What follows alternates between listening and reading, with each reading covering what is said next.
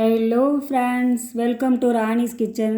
இன்றைக்கி நம்ம என்ன ரெசிபி பார்க்க போகிறோம்னா, ஹோட்டல்லலாம் நம்ம சாப்பிடுவோம் இல்லையா, நான் அதான் பட்டர் நான் செய்ய போகிறோம். வீடியோக்குள்ளே போகிறதுக்கு முன்னாடி நம்ம சேனலை லைக், ஷேர், சப்ஸ்கிரைப் பண்ணிக்கோங்க. பக்கத்தில் இருக்கிற பெல் ஐக்கானை கிளிக் பண்ணிக்கோங்க. அப்போ தான் நம்ம போடுற புது புது வீடியோ உங்களுக்கு உடனே நோட்டிஃபிகேஷனில் வரும். இப்போ வாங்க வீடியோக்குள்ளே போகலாம்.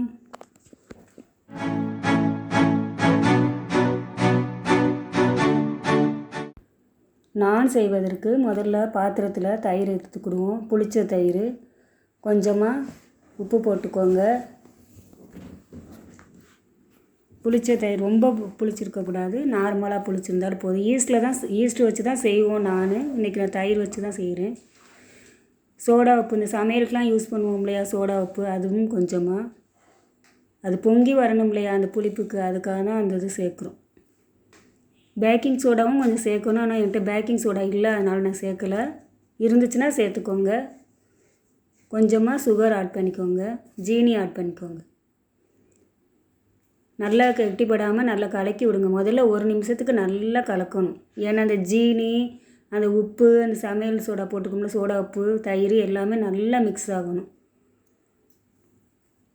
அது வரைக்கும் நல்லா அடியிலேருந்து கலந்து கொடுத்து நல்லா கலக்கி விடுங்க. அப்போனா தான் அந்த சாஃப்ட்னஸ் கிடைக்கும். அதுக்காக தான் நல்லா கலக்கியாச்சு. இப்போ கொஞ்சமாக ஒரு 150 கிராம் போல் மைதா போட்டுக்கிடுவோம். இந்த மைதாவும் நல்லா அந்த தயிர், ஜீனி, சோடா உப்பு எல்லாமே கலக்கணும் இல்லையா, அதனால் நல்லா கலந்து விட்டுக்கோங்க கையாலே. போட்டோன்னா டக்குன்னு தண்ணி ஊற்றிடக்கூடாது. முதல்ல ஃபுல்லாக கலந்து விட்டுக்கோங்க, அடியிலேருந்து நல்லா கலந்து விட்டுக்கோங்க.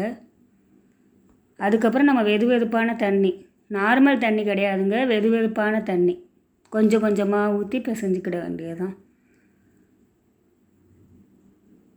ரொம்ப அதிகமாகலாம் ஊற்றிடக்கூடாது. தேவையான அளவு கொஞ்சமாக ஊற்றி மெதுவாக பிணையணும்.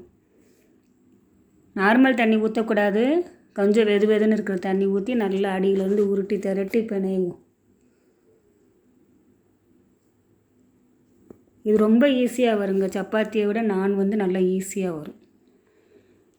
இப்போ நம்ம மாவுலாம் இப்போ நைட்டு ஆட்டி வச்சோம்னா காலையில் இட்லி ஊற்றுவோம். நல்லா புளித்த பிறகு தானே இட்லி நல்லா சாஃப்டாக அப்படி நல்லா அழகாக வருது. அதே மாதிரி உங்களுக்கு நீங்கள் நைட்டு செய்ய போகிறீங்க நீங்கள் நினச்சிங்கன்னா, நீங்கள் மத்தியானம் சாப்பிட்டு முடித்த உடனே இந்த மாவை பிசைஞ்சு வச்சுருங்க. நல்லா ஊறி பொங்கி வந்துடும். அதுக்கப்புறம் நான் செஞ்சால் நல்லா சாஃப்டாகவும் நல்லா வரும், நல்லா டேஸ்ட்டாகவும் இருக்கும். 2 நிமிஷம் கூட ஆகாதுங்க. மாவு பிணைஞ்சு ஊற வச்சுருங்க. அப்படி கொஞ்சமாக எண்ணெய் ஊற்றி கலக்கி வச்சாச்சு.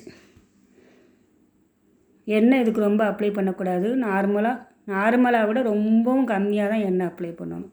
அந்த வறண்டு போகாமல் இருக்கிறதுக்கு மட்டும்தான் நம்ம எண்ணெய் சேர்க்கணும். மித்தபடி எக்ஸ்ட்ரா எண்ணெய் இதில் சேர்க்கவே கூடாது. நல்லா உருட்டி திரட்டிக்கோங்க. கையாலேயே இப்படி அமுத்தி விட்டுக்கோங்க. இப்போ நல்லா அந்த ட்ரை ஆகாமல் இருக்கிறதுக்கு ஒரு மூடியை வச்சு மூடிக்கிடுவோம்.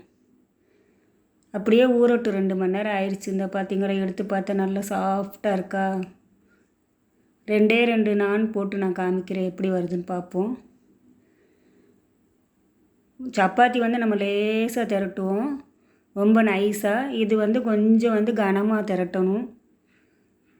கையாலேயே நல்லா உருட்டி விட்டு அந்த வெடிப்பு விரிசல் எதுவுமே வராமல் பார்த்துக்கோங்க. இதுக்கு மட்டும் கொஞ்சம் அந்த மாவு தேய்ப்போம் இல்லையா, மைதா மாவு, அதை லைட்டாக திரட்டிக்கோங்க. அதில் எந்த ஷேப்பில் உங்களுக்கு வேணுமோ, ரவுண்ட் ஷேப்பில் வேணுன்னா ரவுண்ட் ஷேப்பில், உங்களுக்கு நீல ஷேப்பில் வேணுன்னா நீல ஷேப்பில், அந்த மாதிரி நீங்கள் ஷேப்பை ஃபஸ்ட்டு கையாலேயே கொண்டு வந்துடணும். எந்த மாதிரியும் போடக்கூடாதுன்னு இருக்கக்கூடாது. ஒன்று ரவுண்ட் ஷேப்பில் போடுங்க, இல்லைன்னா நீல வாக்கில் போட்டு விடுங்க. பார்க்குறதுக்கு நல்லா அழகாக தெரியும். அதுக்காக தான் கையாலேயே அந்த ஷேப்பை லைட்டாக அமுத்தி விட்டுக்கோங்க. நான் இன்றைக்கி நீல வாக்கில் தான் போட போகிறேன். எதுவுமே எண்ணெய் எதுவுமே தேய்க்கக்கூடாது. இந்த மாவு மட்டும்தான், வேறு எதுவும் கிடையாது. சுத்தமாக எண்ணெய் அப்ளை பண்ணக்கூடாது. நம்ம பட்டர் நான் செய்ய போகிறோம் இல்லையா, நான் சுடும்போது பட்டரை மேலே தேய்ச்சிக்கிடுவோம், அவ்வளோதான். இதே உங்களுக்கு கார்லிக் நான் வேணும், உங்களுக்கு ஆசையாக இருந்துச்சுன்னா, நீங்கள் மாவு பிசைவோம் இல்லையா, அப்போவே கார்லிக்கை துருவி போட்டுக்கலாம். அதாவது வெள்ளைப்பூட துருவி போட்டுக்கலாம். தோசைக்கல் காஞ்சிருச்சு, நானை போட்டுருவோம். எப்போவுமே சிம்லேயே வச்சுக்கோங்க. நான் நேரடியாக அடுப்பில் போடலை, இன்றைக்கி தோசைக்கல்லில் தான் போட்டிருக்கேன். தோசைக்கல்லே நல்லா வரும். பார்த்தீங்களா, பபுள்ஸ் வந்துருச்சு பார்த்தீங்களா? மாவு நல்லா புளிச்சிருக்கு, அதான் நல்லா பபுள்ஸ் வந்திருக்கு. இன்னும் ஈஸ்ட்டு போட்டிங்கன்னா இன்னும் நல்லா பொங்கி வரும். ஈஸ்ட் இருந்தால் போட்டுக்கோங்க, இல்லைன்னா தயிர்லேயே நல்லா அழகான பட்டர் நான் ஈஸியாக சுலபமாக வீட்டிலையே செஞ்சிடலாம். எதுனாலும் நம்ம ட்ரை பண்ணால் ஈஸியாக வந்துடுங்க. தெரியாது நினைக்கக்கூடாது. நம்ம செஞ்சுட்டே வந்தோன்னா நல்லா சூப்பராக வந்துடும். எதுனாலும் எந்த ஐட்டம்னாலும் நல்லா புஷ்ஷுன்னு பொங்கி வருது பார்த்தீங்களா? பபுள்ஸ் தான் வந்து பொங்கி வருது மேலாப்பில் நல்லா அழகாக. இதுக்கு மேலே கலர் வராது, ஏன்னா இது மைதா மாவுனால் இந்த வெள்ளை கலர் மாதிரி தான் வரும். ரொம்ப கோல்டன் ப்ரௌனாக வராது. ரொம்ப நேரம் வச்சிடக்கூடாது, கொஞ்சம் நேரத்துக்கு டக்குன்னு திருப்பி போட்டுக்கணும். ஃபைனல் ஸ்டேஜில் நம்ம பட்டர் அப்ளை பண்ணிக்கிட வேண்டியது தான். கரண்டிலே வச்சு பட்டர் அப்ளை பண்ணிக்கலாம். அமுத்தி விட்டாமல் நல்லா உள்ளேயும் நல்லா வெந்துடும். அதுக்காக தான் எதுனாலும் நம்ம சப்பாத்தி எதுனாலும் போட்டாலும் அமுத்தி விட்டுக்கணும். சப்பாத்தி பூரி இதெல்லாம் நம்ம நார்மலாக ரெகுலராக வீட்டில் பிள்ளைங்களுக்கு செஞ்சு கொடுப்போம். நான்லாம் செய்ய முடியாதுல்ல. இப்போ செஞ்சு பாருங்கள், நல்லா ஈஸியாக தான் வரும். ஒரே மாதிரி அடித்து போர் அடிக்குதுன்னு சொல்லுவாங்க பசங்க. அது நான் வந்து அந்த நேரத்தில் நம்ம இந்த மாதிரி நான் வெரைட்டி ஏதாவது செஞ்சு கொடுத்தோம்னா நல்லா விரும்பி சாப்பிடுவாங்க. சின்ன பிள்ளைங்கலேருந்து பெரியவங்க வரைக்கும் நல்லா விரும்பி சாப்பிடுவாங்க. நல்லா சாஃப்டாகவும் இருக்கும். டேஸ்ட்டும் நல்லாயிருக்கும். இது டேஸ்ட்டு நல்லாயிருக்கும். அப்படியே ப்ரெட்டு பிக்கிற மாதிரி ஒரு நல்லா பார்த்திங்களா, நல்லா பொங்கி வருது பார்த்திங்களா? நல்லா ப்ரௌன் கலரும் ஆயிடுச்சு, லைட் ப்ரௌன் கலர் ஆயிடுச்சு. மறுபடியும் கொஞ்சம் பட்டர் தடவி விட்டுக்கிடுவோம். அமுத்தி விட்டாச்சு. நல்லா 2 பக்கமும் நல்லா வெந்துருச்சு. உங்களுக்கு ஒரு சைடு வந்து தோசைக்கல்லில் போட்டு ஒரு சைடு வந்து அடுப்பில் வச்சு எடுக்கணுனாலும் எடுக்கலாம். நான் இன்றைக்கி 2 சைடுமே தோசைக்கல்லில் தான் வச்சு எடுத்திருக்கேன். நல்லா அழகாக அருமையாக அம்சமாக வந்துருச்சு இன்றைக்கி பட்டர் நான். பார்த்தோன்னே சாப்பிடணும்னு தோணும், அந்தளவுக்கு டேஸ்ட்டாக நல்லா ருசியாக அழகாக வந்துருச்சு. இதுக்கு வந்து சைட் டிஷ்ஷாக பன்னீர் கிரேவி பண்ணான்னா ரொம்ப நல்லாயிருக்கும். பன்னீர் கிரேவி எப்படி பண்ணுறதுன்னு நான் அடுத்த வீடியோவில் உங்களுக்கு சொல்லித்தரேன். ரெடி ஆயிடுச்சு பட்டர் நான். இதே மாதிரி இன்னொரு நானும் போட்டு வச்சுக்கிடுவோம். போட்டு வச்சுட்டு நம்ம பாயில் பேப்பரில் சுருட்டி விட்டுக்க வேண்டியதுதான். பார்த்திங்களா எப்படி பிச்சா எப்படி வருது பார்த்திங்களா?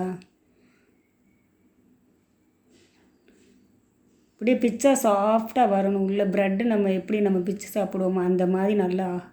பார்த்திங்களா, இது பார்த்திங்களா எப்படி வந்திருக்கு? செம்மையாக வந்திருக்கு, அருமையாக வந்திருக்கு. Super, fantastic. இதை நீங்களும் வீட்டில் செஞ்சு பாருங்கள். செஞ்சு பார்த்துட்டு கமெண்ட்ஸில் எப்படி இருக்குன்னு சொல்லுங்கள். பாசிட்டிவாக இருந்தாலும் சொல்லுங்கள், நெகட்டிவாக இருந்தாலும் சொல்லுங்கள். தேங்க்ஸ் ஃபார் வாட்சிங்.